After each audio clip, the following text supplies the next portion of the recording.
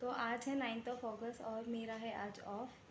तो मैं जा रही हूँ मॉल क्योंकि मुझे भैया के लिए लेना है राखी। और मुझे धागे वाली राखी नहीं लेनी है, मुझे कुछ तो भी कस्टमाइज़ करके देना है उसको, something like bracelet and all. तो बस मैं उसके लिए जा रही थी मॉल, तो सोचा क्यों ना यहीं से ब्लॉग की स्टार्टिंग कर दूँ। तो बस चलिए चलते हैं।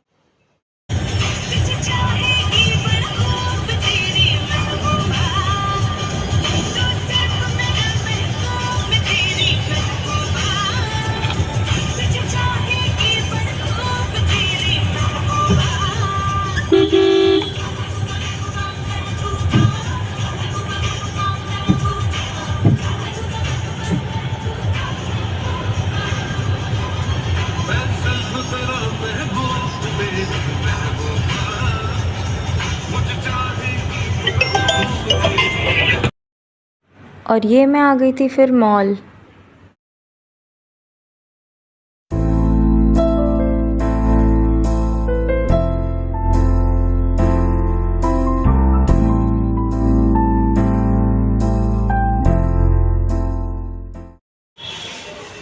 आज तो लिफ्ट भी पूरी फुल है, सीढ़ियों से जाना पड़ रहा है।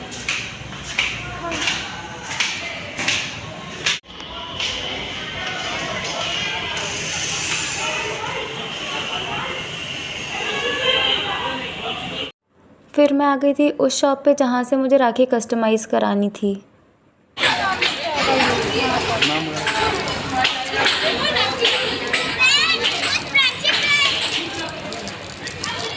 प्लेन है ना, अपन इस पे है ना।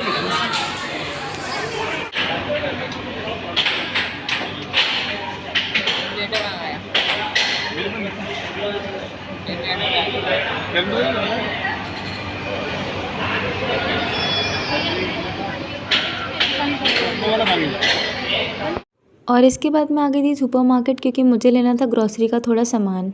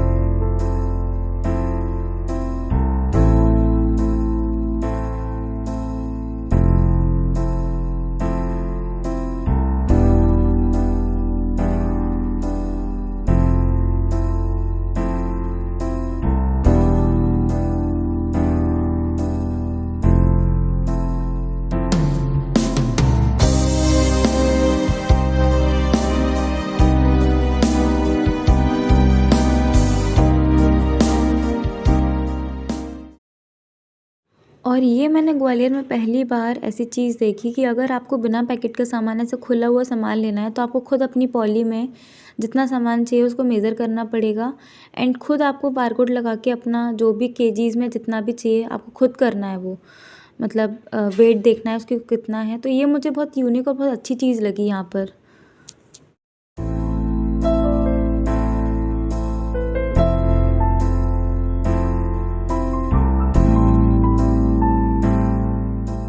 हो गई थी मेरी ग्रॉसरी की शॉपिंग, तो बस मैंने सोचा क्यों ना मैं बिलिंग करा लूँ अब, क्योंकि बिलिंग के लिए भी बहुत ज़्यादा लाइन लगी थी लंबी चौड़ी। तो बस मेरी बिलिंग भी हो गई थी और ये मेरा सामान भी वो लोग चेक कर रहे थे।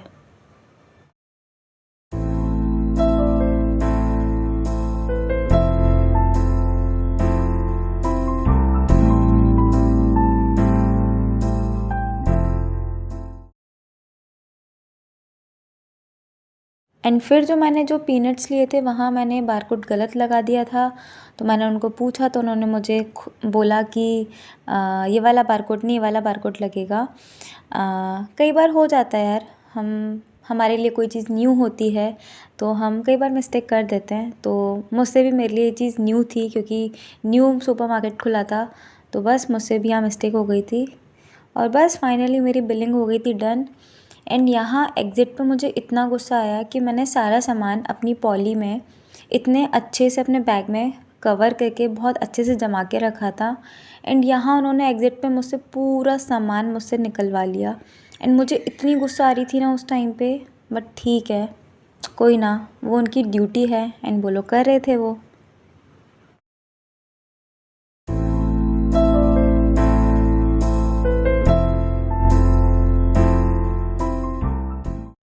फिर मुझे अपने लिए लेना था फुटवेयर्स, बट मुझे कुछ ख़ास पसंद नहीं आया तो मैंने नहीं ली। एंड बस मैंने ऐसे थोड़ा बहुत सामान देखा बट कुछ ख़ास पसंद नहीं आ रहा था, तो फिर मैंने कुछ नहीं लिया और मैं ग्रॉसरी का सामान लेके ही और वो ब्रेसलेट लेके ही वापस आ गई।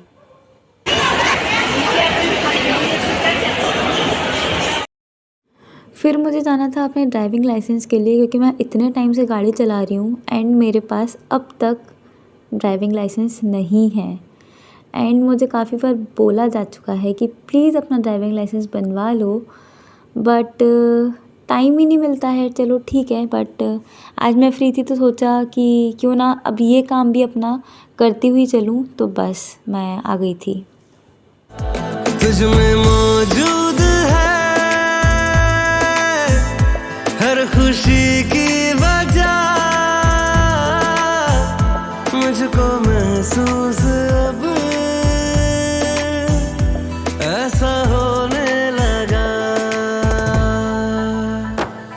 तू मिलता है मुझे तो मुस्कुराता हूँ, अपनी तन्हाई को फिर भूल जाता हूँ। तू मिलता है मुझे तो मुस्कुराता हूँ, अपनी तन्हाई को फिर भूल जाता हूँ।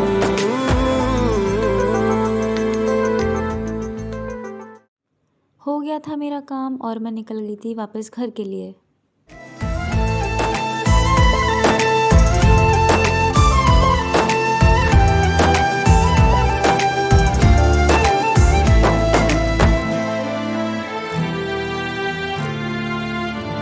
बिन तेरे कोई लम्हा न गुजरे। आ गई थी मैं घर, उसके बाद मैं कुछ शूट नहीं कर पाई क्योंकि मुझे घर पे काम भी था। फिर मैंने रात में जब मेहंदी लगाई तो मेरी मेहंदी कंप्लीट हो गई है, तो मैंने सोचा क्यों ना मैं इसका शॉट ले लूँ, एटलीस्ट लगाते हुए ना सही बट मेहंदी का तो मैं ले ही लूँ। तो ये है मेरी मेहंदी जो पूरी डन हो गई थी एंड बस फिर मैं सो गई थी।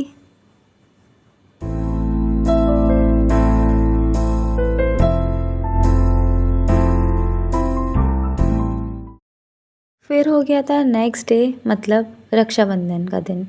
तो हैप्पी रक्षाबंधन टू ऑल। तो आज मैं बना रही थी छोले भटूरे एंड दही वड़े। तो यहाँ मैंने छोले धो के बॉईल करने के लिए रख दिए थे एंड छोले मेरे बॉईल हो रहे थे, तब तक मैंने साइड में यहाँ दही वड़े के भी दाल पीस के रख ली थी। तो मैं यहाँ दही वड़े भी मैंने बनाना स्टार्ट कर दिए थे। तो ये मेरे दही वड़े भी यहाँ फ्राई हो रहे थे।